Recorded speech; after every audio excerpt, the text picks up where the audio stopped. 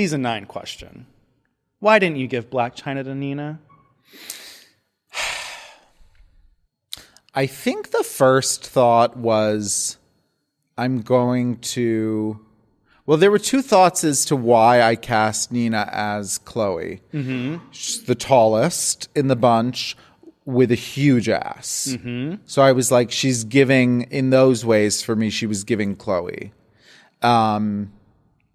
And both Nina and Shay wanted it. Mm-hmm. So I just picked someone to give it to. And all of these years later, while, of course, you know, Shay won that challenge, and so for many years I maintained that I made the right decision, I would like to just say, finally, and perhaps for the last time, Nina should have been Black Chyna. Yeah, it's such a pivotal moment, too. Such an iconic moment. Yeah. You're at the center of a lot of iconic moments. Do you know that? I'm at the center of everything, baby. Yes. Now, Season 9 was also when the switchover happened to VH1. Our first VH1 season, yep. You also had your iconic Snatch Game. Yes. Your win Snatch Game. Yes. Your Liza Minnelli Snatch Game. That moment was so freaking good. Thank you. Like, was that originally your full choice? Was that who you wanted? Oh, yeah. No, there was no other option. That was... Yeah, I had backups, but there was no other option. That was the realization of all those years of auditioning for the show. Liza, of course, was one of my biggest and most important and earliest drag inspirations. And I knew once they started doing the Snatch Game, I was like, oh, okay. And year after year, I'd watch and I'd pray, please, nobody do Liza. Please don't do Liza. And I know that there were... I believe on season 7, that was if Kasha Davis had made it to Snatch Game. I think that's what she was going to do. And I know that it was one of Jinx's backups. But yeah, season 9 was a lot of fun. I felt like I got to show my talent and my passion for drag on Snatch Game and on the Rusical playing Kris Jenner. And got a shout out from her on our reunion, which was so cool. But yeah, season 9 was incredible. I mean, I remember walking in on the first day and looking around the room and being like, oh, this is not going to be easy. Mm-hmm. You could just tell the talent in the room. And it was really a challenging season in that way. People talked about as it was airing, they complained about it being a boring season. And post, like after the fact, now looking back on it, season 9 is like so highly regarded as one of the best and most talented seasons.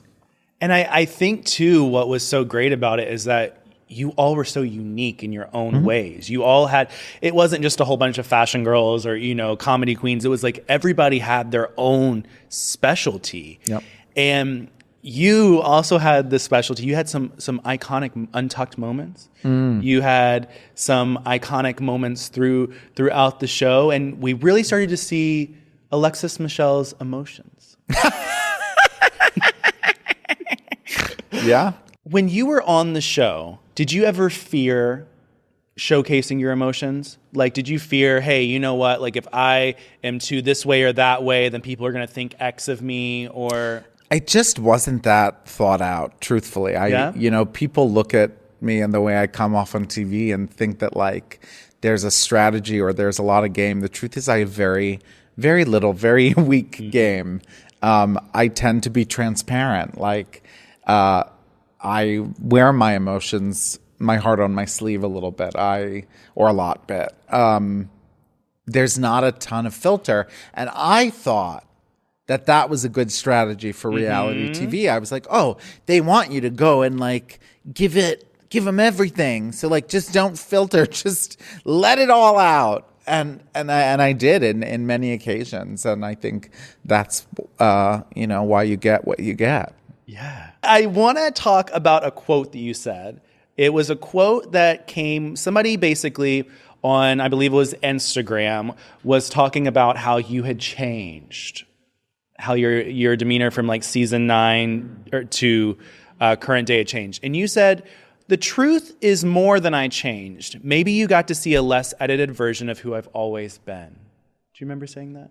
I remember this comment. Somebody had seen me on TLC first, Jujubee and BB and Thorgy and I did a pilot called Drag Me Down the Aisle, where we got a beautiful bride, Emily, ready for her wedding.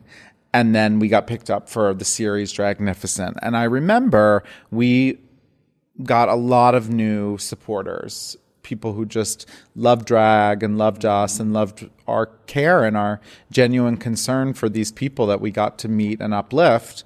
And I remember someone commenting about, oh, I love getting to see this other side of you. And that was very illuminating to me because I was like, well, actually, if I'm really being honest, I think that's me. Mm-hmm. I think was a less... I feel like what you actually saw was the real me.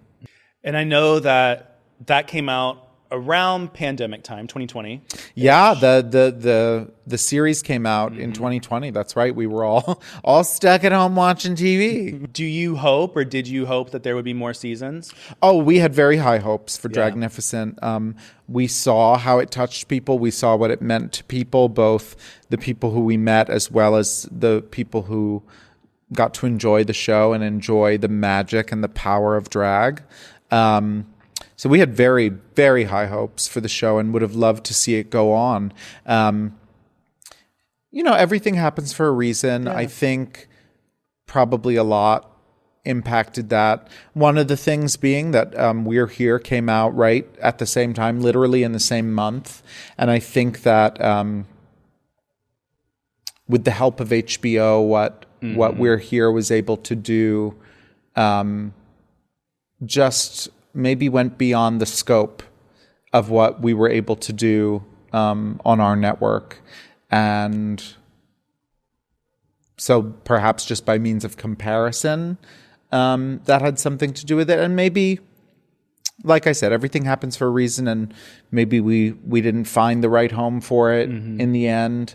But what we did do was very special, and we'll always have it. You were the OGs. I know. You said it, not me. I said it. So you're off of Drag Race season 9, and you have this time period in between All Stars 8. I want to know, what was it like going back into the world after Drag Race? Did you see positivity? Did you see negativity? Like, what was it like? Like right after and during, while season 9 was airing, was a challenging time because there was definitely some skewed perception of me and who I am, and so that was hard for me to manage, and it was a real test of my tenacity, my mental health, and I struggled in many ways. But the first year and a half, 2 years post Drag Race, I pretty much did the you've been on Drag Race, this is what you do rounds. I worked the club circuit. I did the stuff that you do. And that was awesome. And I got to travel the world and meet people and have amazing experiences and provide some income to help elevate my drag to the next level. But what happened as that first couple years started to calm down, because of course, there's always a new season and there's always a new group of drag artists that we're getting to know. But what started happening was the opportunities that I was getting that were coming my way were more in line with who I really am as an artist. So creating my first album, Love Fool, doing Drag Me Down the Aisle and Dragnificent, doing a disco commercial for Manhattan Mini Storage, playing guest ringmaster at the Big Apple Circus. These things that I got to do spoke really specifically to the kind of person and performer that I am. And so that was a really cool thing post season 9 that took a few years to kind of take shape. you kind of get this confidence. You are doing things that, you know, you are really in line with what you want to do. Yeah. Did you question or feel any type of way of being like, you know what, season 9, I was perceived some type of way and I maybe didn't get to show the full Alexis Michelle. I'm afraid that that's going to happen again. Did you ever have any like questions about it? Of course, I had loads of feelings and thoughts and discussions with people about that. And what I always came back to was, you're not going to be able to control all of that. I couldn't control it the first time. I think that was part of my struggle with perception the first time, is I couldn't control it. And that's actually a real gift. If you can get on board with that, that's a real gift in your life, is to learn what you have control over, what you don't, what is worth putting your energy toward. And it's not worth putting your energy toward the stuff that you don't have control over. That's kind of an insane task or a fool's errand. So going back, I didn't set out some intention of, I'm going to change everybody's mind. No, it wasn't that. It was like, go be yourself, show your talent, be authentic, let it all out, and look like $1 million this time. Because that was some unfinished business that I felt needed to be dealt with. Well, you did look like $1 million bucks. Well, I practically was $1 million. I mean, every single look that you came out in, I was just gobsmacked. Your makeup skills went through the roof. I was like, your wigs and everything that you brought. My personal favorite looks, I told you earlier, were I loved your snow bunny look. Thank you. I loved your finale look. Thank you. Gorgeous. And I think that you nailed the whole season. Thanks. Because I will say something to you. While the first time that you cried... The first time that you cried, I know that the reception and a lot of people on the internet were like, oh my gosh, here we go again. Then the second time that you cried, it became, oh, okay, this is kind of television now. Then the third time, it was like, this is bringing the drama. It's bringing everything that we need. It literally, you brought your emotions to the forefront. You showcased who you were, but at the exact same time, you gave us what we needed. Yeah, I mean, there were definitely moments where I was, you know, feeling things or going through things or at the center of things. And frankly, watching the show, I was like, not that it was, you know, maybe my favorite thing to watch, but I was like, this moment would have been boring without that. So, you know, I wasn't doing anything to bring the TV or to make good TV. That's thanks to the brilliant producers of the show. But I did let it all out as it came up. I always think it's best to let that stuff out.